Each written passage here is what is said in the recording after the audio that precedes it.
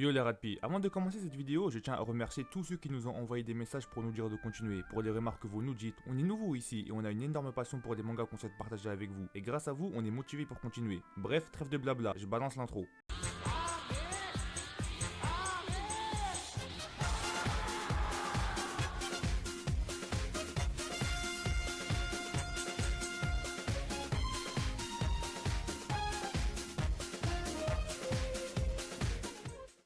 Il y a tellement de choses dans ce chapitre que je sais pas par où commencer. Ce scan était tellement bien que je suis encore déboussolé. Déjà, le titre de ce chapitre est le 5ème Yonkou, qui, comme vous l'avez deviné, parle directement de Luffy. Cette info n'est pas directement dite par le narrateur, mais par Morgan Big News, qui, en racontant les faits incroyables de Luffy, a fini son article avec l'heure de l'avènement du 5ème Yonkou a peut-être sonné. Cette phrase, les Radpi, nous a tous fait vibrer. Luffy va être considéré comme un 5ème empereur. On a fait un super grand pas dans l'histoire, il n'y a pas de retour possible. Avec cette phrase, si vraiment tout le monde considère Luffy comme un 5ème empereur, on se rapproche de la fin et ça fait super bizarre.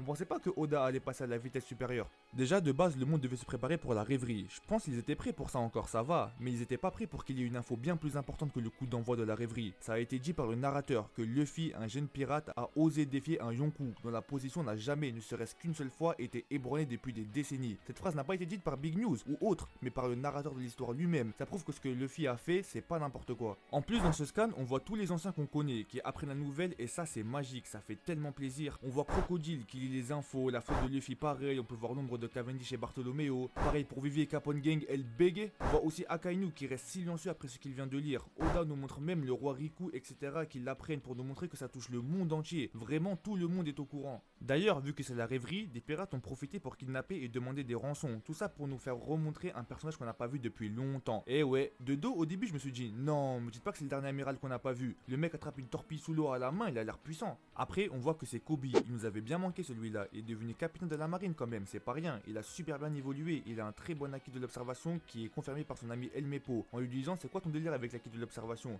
Moi, j'ai pas été en mesure de ressentir quoi que ce soit. Même Kiros reconnaît sa force avec la petite discussion qu'ils ont eue. D'ailleurs, quand Kobe regarde les nouvelles pour Luffy, il était tellement content, malgré qu'il soit un gars de la marine, il est toujours ami avec Luffy. Et ça, c'est vraiment beau. Mais chut, hein, faut pas le dire, faut garder ça secret. Si quelqu'un demande, il est l'ennemi de Luffy. On avait fait quasi le tour du monde, mais il manquait l'essentiel, les plus importants, les gens qu'on voulait voir leur tête quand ils apprendront qu'un nouveau prétendant au titre d'empereur a débarqué. Et ouais, les Yonko. D'abord, c'est Yonko Kaido qui se demande qu'est-ce qu'il foutait chez la vieille harpie. Fais attention à toi, dans quelques temps tu vas te demander qu'est-ce qu'il fout dans ton territoire, devant chez toi, avec la plus grosse équipe que t'as jamais vue.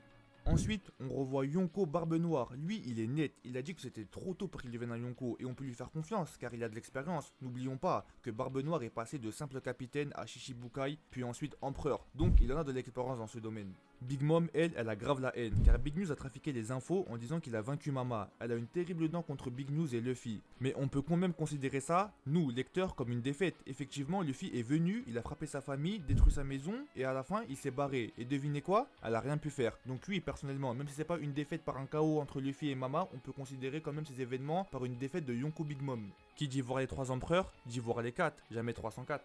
Mais wesh, le proverbe c'est jamais 203. Chut, ta gueule. On voit celui qu'on attendait tous, Yonko Shanks le roux, et qui nous hype en nous disant qu'ils vont bientôt se retrouver. On est tous pressés de ce moment. Que vont-ils se dire? Comment ça va se passer? Moi, je pense que Shanks va d'abord être super content de revoir Luffy, etc. et vice versa. Mais je pense aussi qu'il va faire le grand frère en lui disant que maintenant, avec ce titre de Yonko, il joue dans la cour suprême, qu'il devra faire super attention. J'espère qu'on le verra à Wano Kuni. Cet arc réunira quasiment tout le monde, ça va être fou. Bref, tout cela pour nous ramener à la prime de Luffy, d'où le titre 5ème Yonko. Alors, j'ai fait une vidéo sur la prime de Luffy. Pour pas retaper la chose, je vous invite à aller la regarder. Mais je rajoute juste que certes une augmentation de 1 milliard d'un coup c'est énorme, mais comme je vous l'avais dit dans ma précédente vidéo, il a battu Katakuri, Cracker, etc. Ils ont voulu un Road Poneglyph, mais ce qui a vraiment amplifié sa prime c'est les news. Ils ont dit que Luffy était le chef de la tentation d'assassinat, qu'il a battu Big Mom et j'en passe. Je peux vous dire que le gouvernement en lisant ça il a vu flou, ils vont pas se dire ouais mais vas-y il a juste vaincu un Yonkou, on va l'augmenter de 300 millions. Non, ils ont flippé, ils ont fait les liens avec Ace, le fils du roi pirate, Sabo, deuxième de l'armée révolutionnaire, son père, chef de l'armée révolutionnaire qui est l'homme le plus recherché du monde, Luffy qui est à la tête d'une armée de plus de 5000 hommes et Big News a dit quasiment la même chose que Mihawk, qu'il a le pouvoir exceptionnel de mettre les gens de son côté. C'est normal qu'elle ait monstrueuse sa prime, même si on ne s'y attendait pas, c'est normal. D'ailleurs, on n'a pas que Luffy où sa prime a augmenté, mais Sanji aussi qui a dépassé celle de Zoro, elle est à 330 millions maintenant. On a eu une bonne scène marrante comme à l'époque avec Sanji qui est content que Zoro a une prime inférieure à lui. Il lâche un gros yes. Je crois on n'a jamais vu Sanji heureux comme ça, mais il se calme en voyant Vince Smoke sur son avis de recherche d'ailleurs qui repasse en Dead or Alive. La prime de Sanji a augmenté à cause de son nom et de sa mention dans les news. Il a assisté à la tentation d'assassinat de Mama, parce qu'entre nous, à part le gâteau, il a pas fait énormément de choses. Il a pas eu un power-up comme on attendait, mais maintenant peut-être que si, avec la combinaison de Power Rangers qui lui a passé son frère. C'est vrai, il a dit qu'il la mettra pas, mais on est tous quasi sûrs qu'à un moment, il va enfiler sa combinaison jaune à un moment critique. Puis là, on verra un vrai power-up. Mais comme Sanji lui-même a dit, perso, j'aimerais pas qu'il tire sa force d'une technologie, à voir comment ça va se passer. Pressé de voir la réaction des autres Mugi quand ils vont voir la prime de leur Nakama, surtout celle de Zoro quand il va voir la prime à Sanji. Mais t'inquiète Zoro, on sait que ton heure de gloire sera pour Wano. En parlant de power-up, Nami on en a eu un gros, elle a Zeus avec lui, je m'y attendais vraiment pas qu'elle parte avec Nami. Il a quitté Big Mom pour son estomac, ça annonce du lourd, de bonnes grosses attaques électriques à venir, on découvrira tout ça à Wano les Ratpi. Je me demande si les primes des autres Mugi à part Sanji et Luffy ont augmenté, en tout cas, pressé d'être la semaine prochaine. Ça me fait penser, on a toujours pas de nouvelles de Jinbe etc. Même Luffy se demande dans le scan s'il a des nouvelles. S'il serait mort ou autre, on l'aurait appris dans les journaux je pense, mais là je sais vraiment pas. Sur ce les Ratpi, je vous laisse ici. Comme d'hab, n'hésitez pas à lâcher un like, ça nous fait énormément plaisir. Et merci encore à tous ceux qui le font et qui nous lâchent des messages. Sur ce, prenez soin de vous et à la prochaine.